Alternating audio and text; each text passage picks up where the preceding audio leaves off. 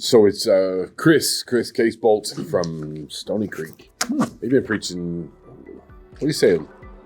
He said a little over a year, and he wants to do Nehemiah 6, which is cool because a lot of people don't read Nehemiah, but it'll be like, I don't know, like how to stay focused.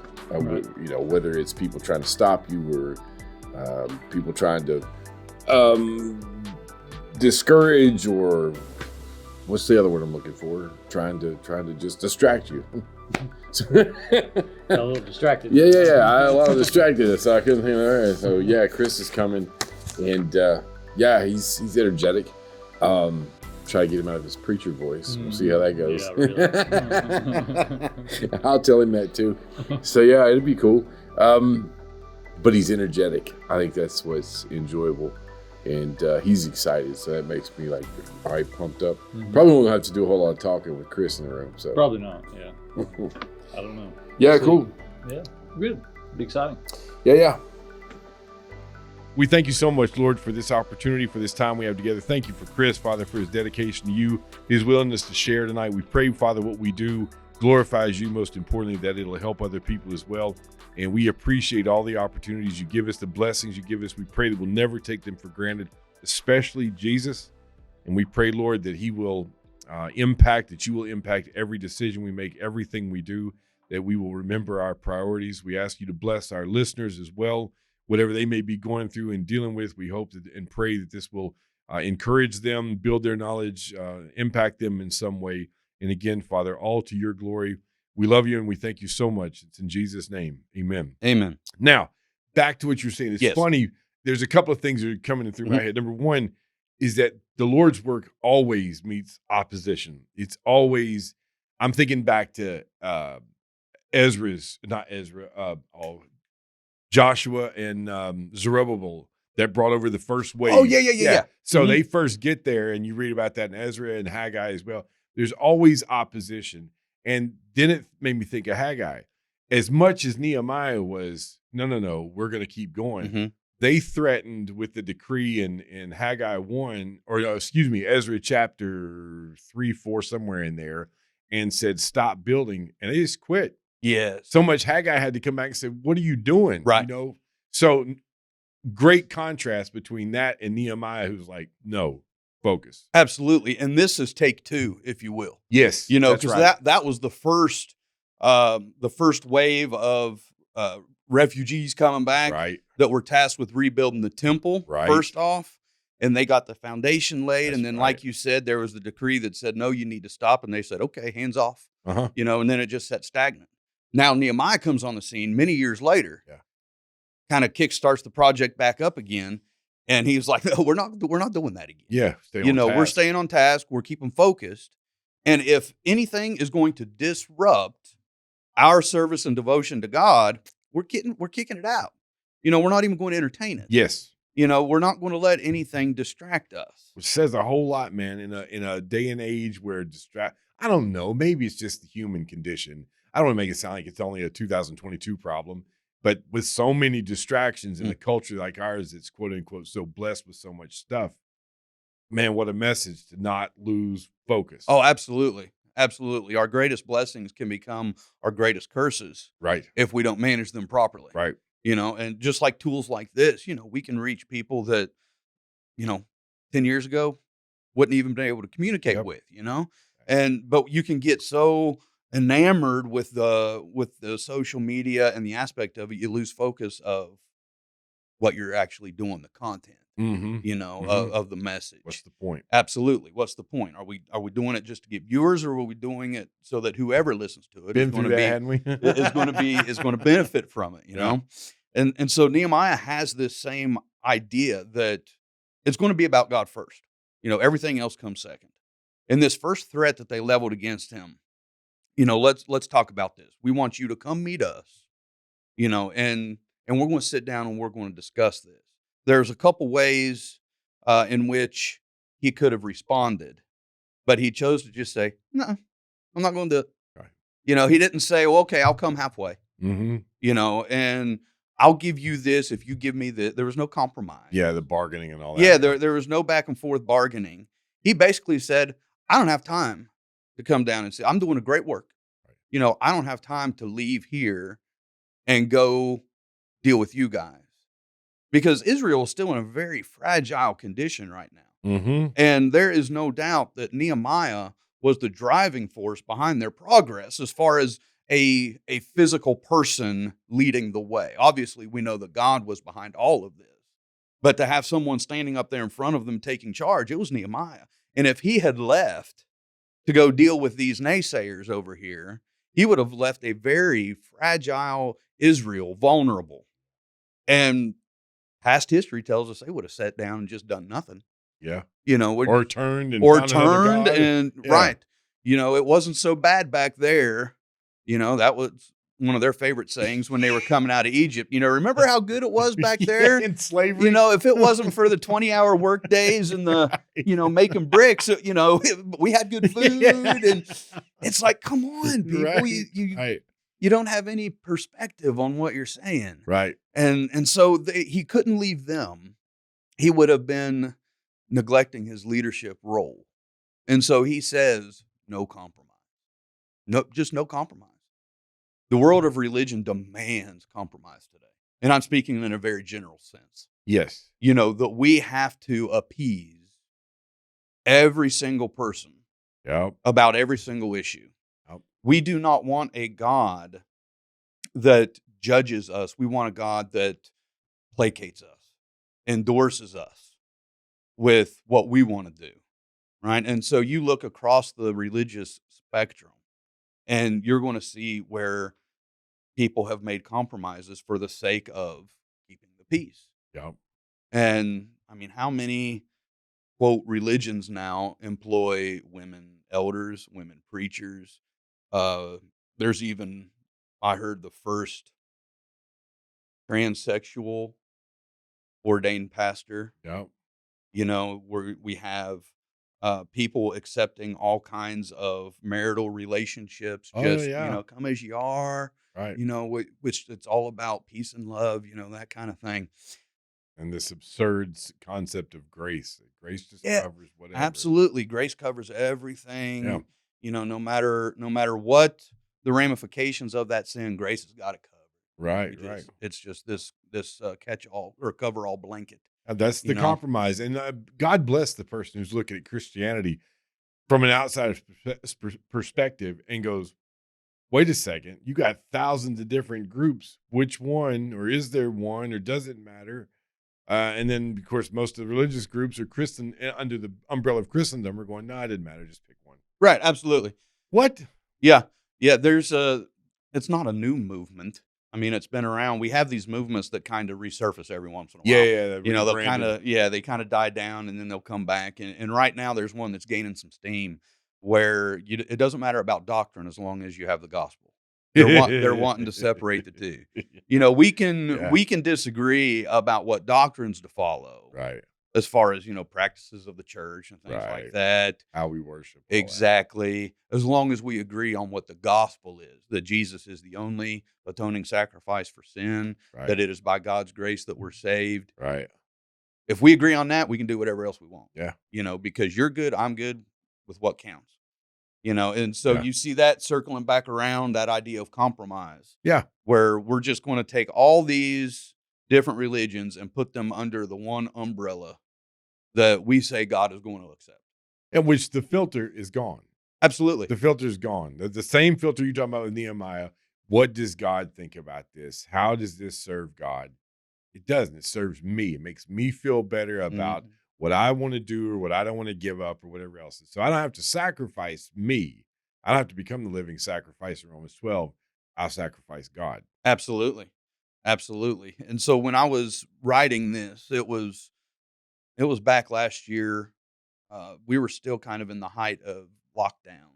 Oh, yeah. And things like this. So a lot of these points I was making had that in the back of my mind, dealing with a lot of these mandates, political pressure, social pressure on what churches are going to be doing regarding, the plague, that which shall not be named. Yeah. And so that was kind of the driving force for a lot of this. And there were a lot of congregations that compromised. Yeah. when it came to that, and they are now feeling the ramifications. Yep. At the time they may not have saw any adverse effect, but now the ripple has grown big enough, and they're seeing we don't really have a congregation. Yeah, I know what You you're know, talking about. it's And even those who thought it was, trying to do the right thing and so forth. I understand there's a lot of the devil knows what he's doing and trying to tempt us and trying to distract us and get us off course.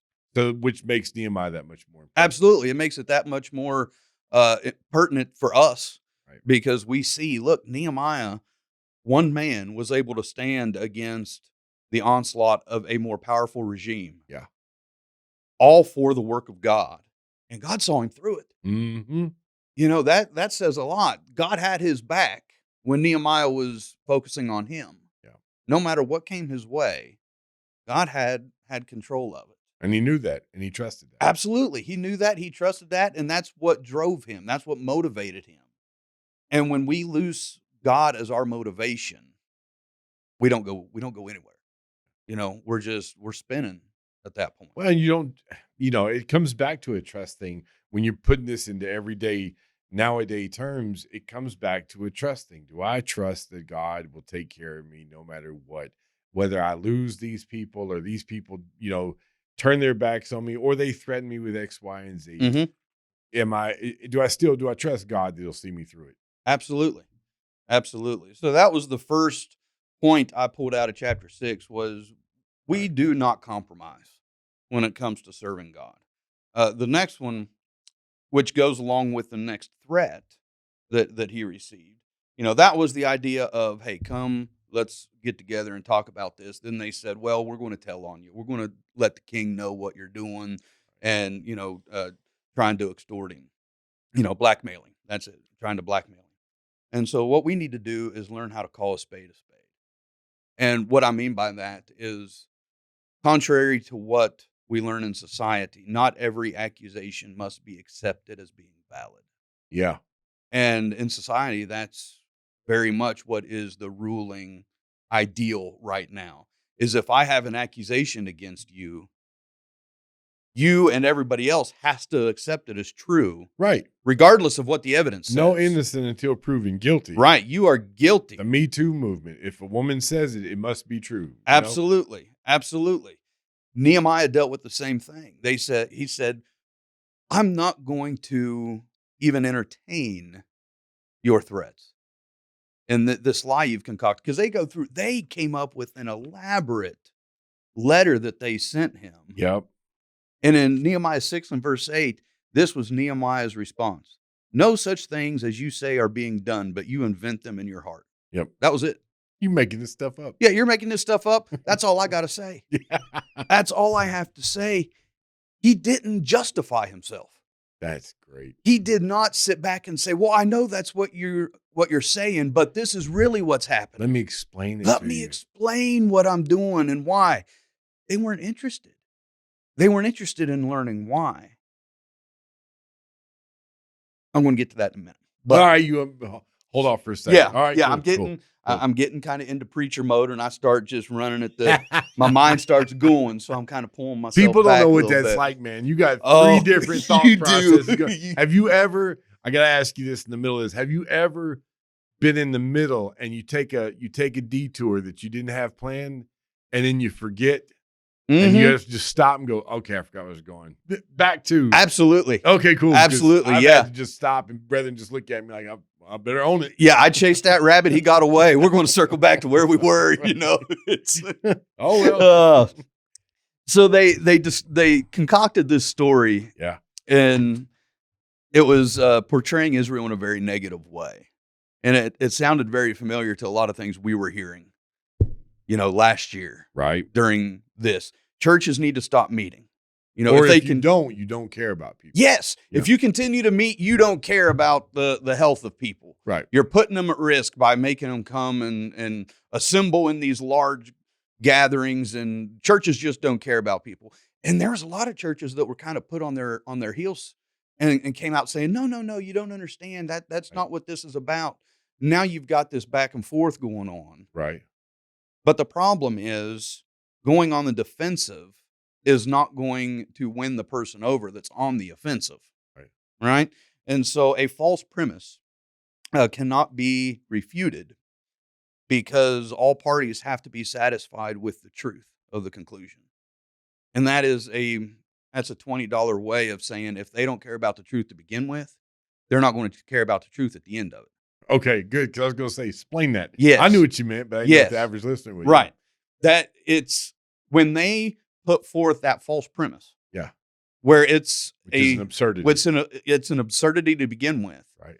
There's no circling around to the truth on that because it's false to begin with. Well, that's like that. The equivalent in a loosely put way, the equivalent would be like, you don't care about your brethren because you're asking them to get in a car and drive to worship. And you know how many accidents that we have every year. And so you just don't care about people. No, if you want to take the risk, this is what we're doing. We encourage you to be here. Absolutely. Absolutely. A lot of people would take time to say, well, no, let me explain. Right. I'm one of those people. Right. Probably. Let me explain why that's not right. Let me try to make you see my side of things. And appease that anger. Towards Absolutely. Yeah. But they don't want that. Yeah. That's not their goal. This is not an honest inquiry Right. as to what the truth is. This is them trying to force their agenda on you. It's an accusation. It's an accusation. Right. Nehemiah didn't even take time to answer it. He just said, y'all making it up, and I'm not going to go for it. Yeah. And back to building walls. He didn't take the time to even tell Israel. Yeah. Even tell his Look at this letter they sent. Right. Can you believe this? Yeah. Look at what we have to deal with. Yeah. He just told them, you made it up. I'm not going to fall for it. Yeah. Quit. And if we as Christians in our individual lives were able to do that, because I know this goes beyond just the congregational realm. There were Christians put under a microscope, during this whole ordeal about, vaccinated, non-vaccinated, wearing a mask, not wearing, everything under the sun with this. Elders, absolutely. Jeez, they were barbecued. Absolutely. And so if we as Christians can understand when to recognize the absurdity of the accusation. Right. And we're not going to waste our breath trying to refute it. Yeah. There's no point in it. It's interesting too, because that's exactly, not that we would ever compare ourselves as Christians to God. That's exactly how God operates. God says, you're not going to test me. You're not going to make me prove and explain to you, especially at the end of Job in that whirlwind. You're not going to accuse me and talk to me like that and then me answer your questions. I'm just going to hit you with a bunch more. But when there are people who are like Job's, if I may say, his opposite would be Habakkuk. Habakkuk had real questions that questioned God, but he had a genuine concern. It wasn't just an accusation. And yes, absolutely. I'm kind of rambling, but absolutely. And we see go over to the New Testament. We see Jesus employing the same method many times with the Pharisees. Exactly. How many times did they come to him with these accusations that were unfounded? Yeah. And he wouldn't give them much of a response. He'd ask him some odd question. Right. He'd be like, what? Right. Or he'd flat out tell him, you're not looking for the truth. Yeah. You're not looking for what's right. Right. You're just trying to justify your own thinking, your own position. And we don't always have to get involved in those conversations. Well, and answering to that just feeds it sometimes. Yes, it does. You've seen it on social media. Somebody's got that faulty, and we feel like we got to explain in the comments, and it just makes it worse. It's absolutely. People love a good dumpster fire. Yeah, you go. They really do. Oh. And there are a lot of people that will start one just to watch it burn. Yes, sir. And if we get involved in all those little things, we're just adding fuel to that. Right. And I know a lot of it comes with good intentions. We're wanting people to see or understand or come to a better knowledge. But a lot of people don't want that. Well, truthfully, that's who I've been. I'm a people pleaser by nature. So my natural response, this is empowering for me because my natural response is to be over-explain, justify it, and so forth. Right. Which is absurd in response. Yes. But I don't think of it that way. I think, well, I'm really doing them good. Yes. Absolutely. explaining it. Absolutely. Actually, I'm just wasting my breath a lot of times. And a lot of times we can be. I don't want people to walk away saying that I'm advocating that we should never engage in any discussion with anybody. No, There is a level of discernment we must have. right. And that's why we have to call what we see. That's what Nehemiah did. Yeah, good point. He did not give them the justification of their argument because it didn't warrant it. And that's the calling a spade a spade. That's calling a spade a spade. If it's ingenuine, if it's an accusation, if it's baseless and worthless. Absolutely. If it's somebody that's really wanting to know, Yeah. that has questions, and you're going back and forth about things with a coworker or a family member, absolutely engage them. Be ready to answer them. I mean, that's something that we're charged with in Peter. Always be ready to give an Right, answer. right. Give a defense for the faith that you have. That's something that we as Christians must be ready to do, but we also have to understand when not to waste our breath on it and let it become a distraction. Good point. Which is going back to Nehemiah. That's what this whole thing is about. Staying focused. Staying focused, absolutely. And he could have very easily seen the progress, say, we got all the walls up, we're just lacking the gates. I could take a break. Yeah. It's getting down to the punch list, if you will. If you know construction terms, punch list are the last few items you have to finish up at the tail end of a job. Okay. And so he could have said, we're down to the punch list. We got a little bit here, a little bit there. I'm going to knock off and go deal with these guys. No, it wasn't done until it was done. And he maintained that same level of dedication that he had at the beginning of the book when he was asking to go before the king to get all this started till the very last spike was driven. And even beyond that, because later at the end of Nehemiah, not only have the walls been rebuilt, but now the people are beginning to be rebuilt. And Nehemiah was very influential in that as well. But the same level of dedication he carried throughout the entire process, no matter what task was in front of him. Good stuff. I was thinking, man, this would help people. I mean, you and I both know we've been through it personally, but we also watch other people whose interest and commitment spikes and then it, wanes. Oh, yeah.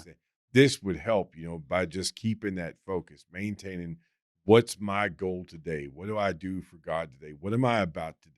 Absolutely. I only have to be faithful today. Yes. We get so concerned with living faithfully and how that seems like such an insurmountable mound of work. Right. When we look at the overall scope of our lives. Right. We're not promised tomorrow. We only have right now. So I've just got to be faithful right now. Yeah. And then tomorrow, if the Lord blesses me with another day and I wake up, I just have to be faithful today. Sure simplifies life, doesn't it? It really does. It breaks it down to what's right. I've just got to be faithful right now. Can you imagine how complicated Nehemiah's life would have gotten if he'd have, every time somebody said boo, he turned his head? Or the project wouldn't even have got off the ground. The point. Because once he got to Jerusalem, that's when the opposition started. They hadn't even started rebuilding walls yet. Yeah. He was still getting a plan of action together. And they're already knocking at the door, so to speak, saying, hey, we don't want you doing this. Mm-hmm. We want you to stop and just get out of here. You're kind of cramping our style. And so he had to, from the very beginning, he was dealing with this opposition. Christians, we're going to have opposition every day. It may not be from outside sources. It may come from within ourselves. Yep. Right? The devil, he uses things from the outside. He also uses things from the inside to trip us up and distract us and try to get us to slow down in that walk. And so we have to be ready to say, I'm going to be focused on serving God today to the best of my ability. And I'm going to do it by limiting these distractions and understanding that they are distractions and not give in to them. And then that brings us to the last point, which is kind of the focus of all this, is God was always first when it came to Nehemiah's progress. And his life, and we've been saying that this whole time, right? That he was always first, but it's really demonstrated in this last threat that they offered. They said, we're just going to come kill you. We're tired of messing with you. We've tried to be nice about it. We're going to strong arm you. You're done.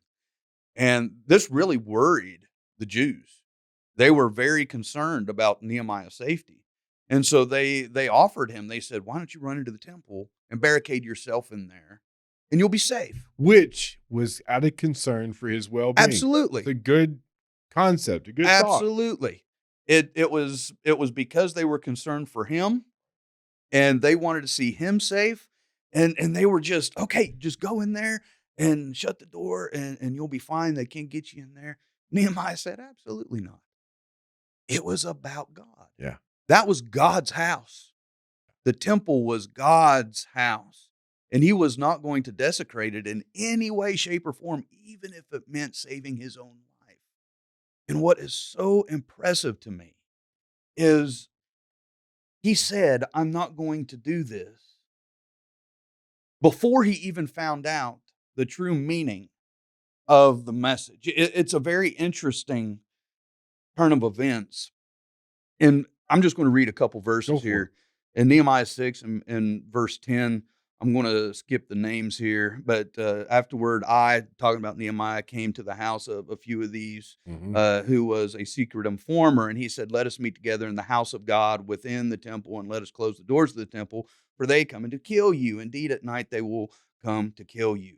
And so this is actually a secret agent guy, right, that's working for the other side, right, that is going to get them in there. And the Jews were actually supportive of this. They were like, yeah, go. If they're going to come kill you, get in there. right. And so they said, just come on, we're going to go in here and we're just going to barricade ourselves and we're going to talk about this and you'll be safe, right? You're going to be safe. And Nehemiah says, should such a man as I flee? And who is there such as I who would go into the temple to save his life? I will not go in. He said, if they're going to come and kill me, that doesn't give me the green light to desecrate God's house. Mm-hmm. It doesn't give me the okay to just do whatever I want, right? It wasn't until after Nehemiah made that statement, when he purposed in his heart that I am not going to desecrate God's house. In verse 12, he says, then I perceived that God had not sent him at all, but that he pronounced this prophecy against me because two of the stooges had hired him. Gotcha. And so he didn't know about the plot. He didn't know about the plot necessarily. It wasn't revealed to him that it was a plot until after he made the commitment. Right after he made the commitment, then God revealed it to him. Because it would have been easier if he had known to be like, nope, not going to the temple. Absolutely. It Absolutely. would have been self-seeking or self-serving. Yes, it's like if I go in there, you're going to kill me. Right. And it's easy to say no at that point. Right. If he knows what's going on in the background.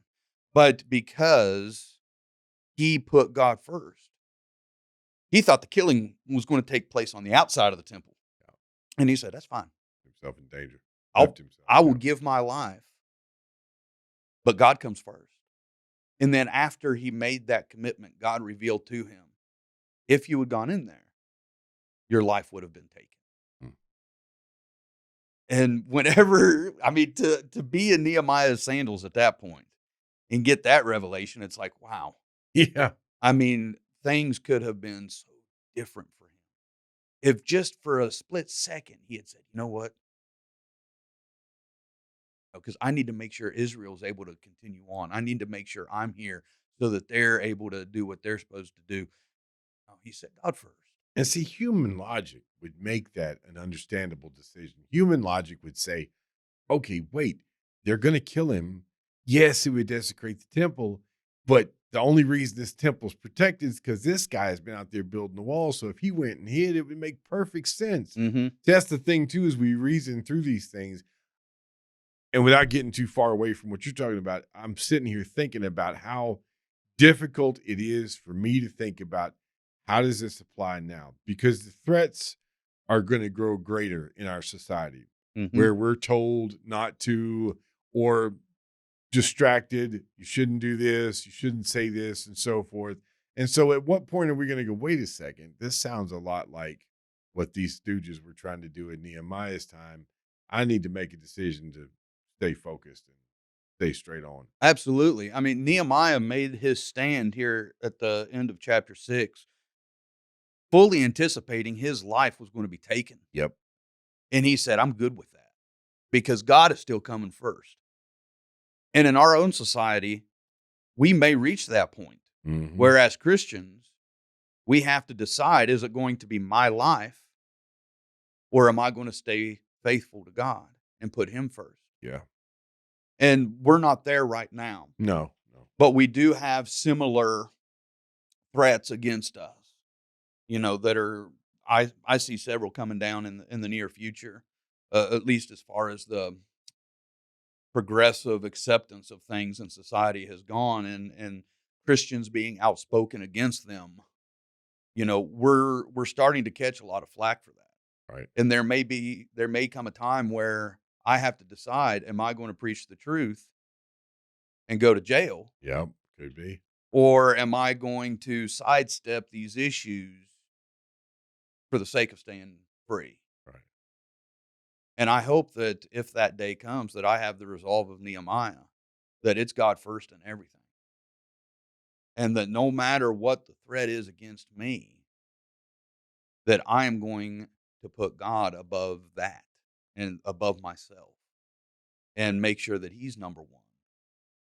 And if we can do that as Christians, we are going to live a life that is much happier, because we're not focused on the influences anymore. Yeah. We're or not, what could happen. or what could happen. We don't care about what happens Right. at that point, because it's about God.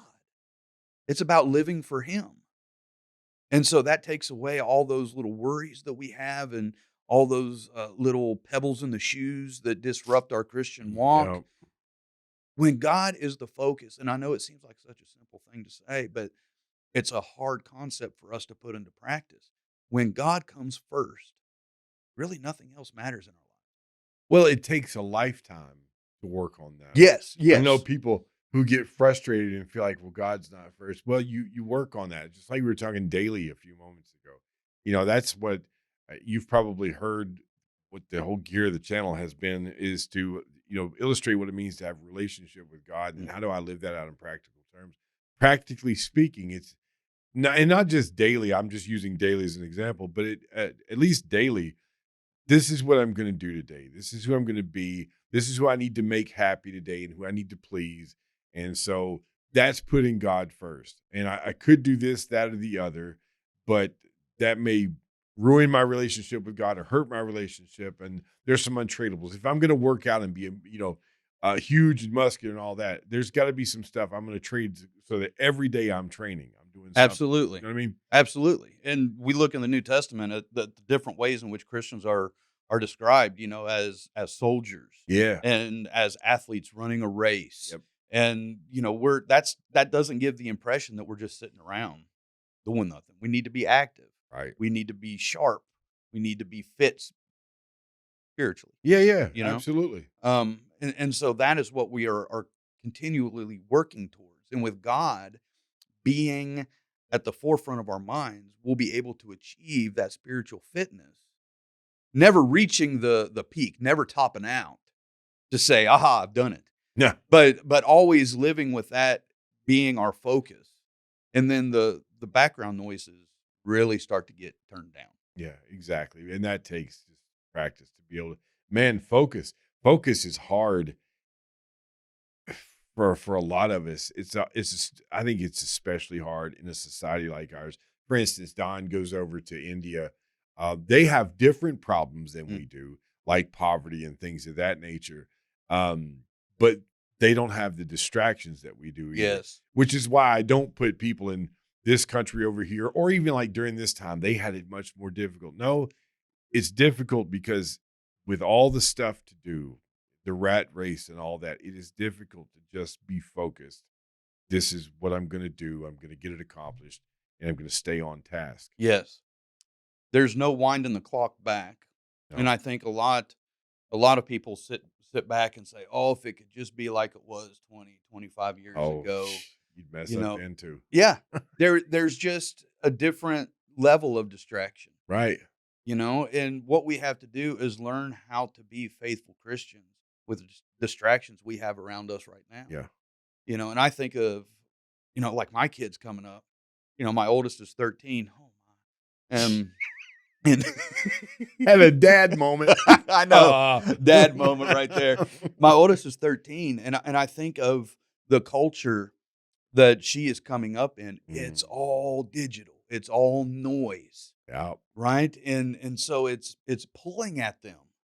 And it's easy to let that become the primary focus and let all the distractions in with just everything there is to do, because it's not a one trick pony. Yeah. You know, a cell phone just doesn't do one thing.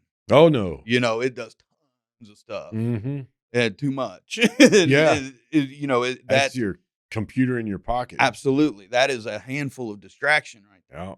And so when that is what they are accustomed to, then they have to learn how to cope with that differently than what we did. Yes. Where we came from a more simpler time to begin with, you know, where the internet was just kind of starting to come around and, you know, wasn't really that popular. And then all of a sudden it's in every homes, but it's dial up, you know, all that Mhm. kind of thing. That was a different beginning for us. And so we're able to kind of adjust to the noise, I think, a little bit differently than those that just come up being bombarded with it Yep. from day one. Let's put it in terms of you.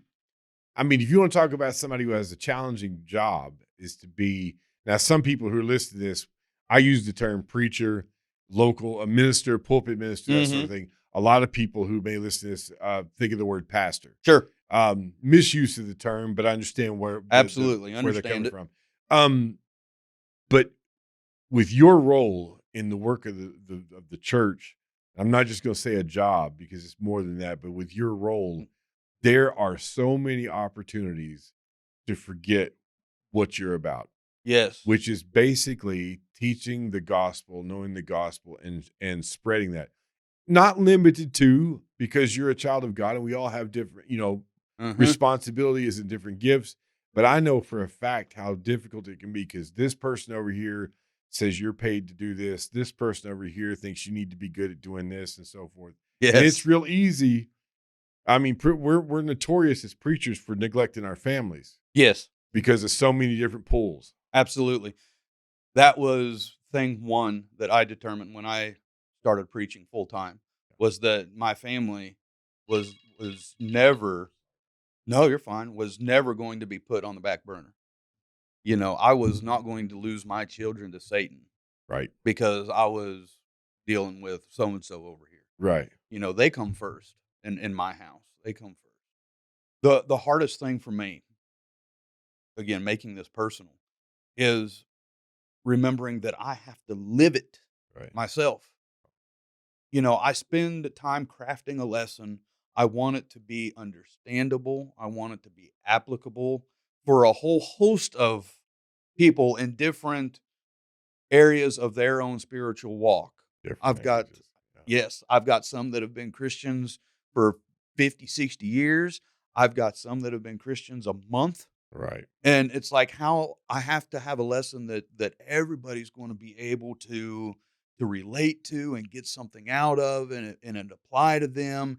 And so you're so busy wanting to get that formula right Right. that sometimes you forget, hey, I've got to do this too. Mm-hmm. It's not just about giving them something to improve their walk, but it's also making sure I'm doing my walk the way I'm supposed to. And then you throw in there the visiting in the hospitals. Mm-hmm. You know, a brother needs to have a conversation. He just needs somebody to talk to. Mm-hmm. You know, the preacher is on call 24/7 as well, you know. Mm-hmm. And now that is another distraction that's getting in the way of my walk Mm-hmm. because I'm trying to put on all these hats My point. Yeah. and And all of them good things. yes. But if they're not kept in check. Absolutely. All of them good things. But if God is still not the primary focus, Bingo. then it's all for naught. Right.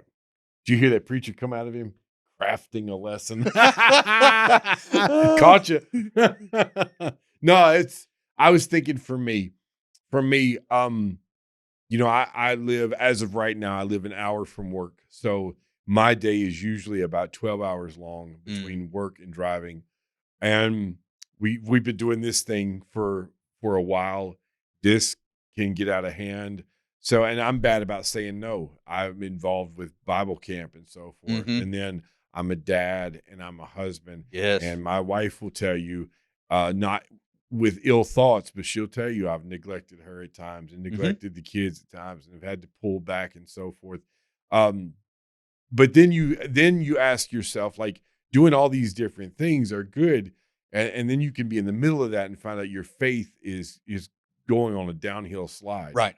Because you've not been really keeping up with your relationship with God. Yes. It's been about doing all these other things, good by nature, but can be detrimental when they're not put in check and put in that focus, that central focus of this is for God, period. Yes.